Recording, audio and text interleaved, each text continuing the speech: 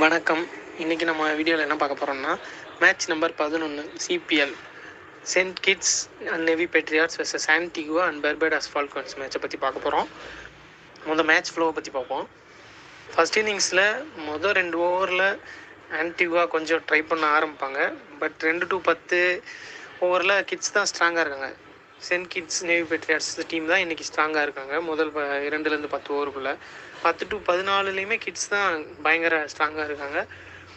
Antigua ரொம்ப கம்மியாக தான் ஃபைட் பண்ணுற மாதிரி இருக்குது. 14 to 20 கிட்ஸ் சென்ட் கிட்ஸ் கண்ட்ரோலில் தான் இருக்குது, டாமினேட் பண்ணுறாங்க.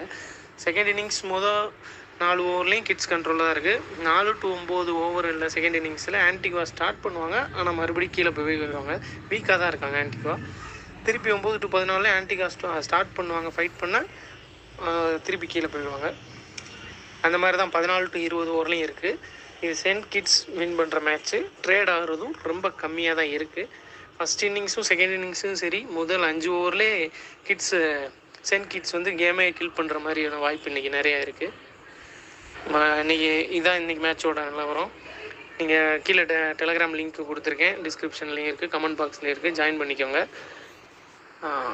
தேங்க்யூ.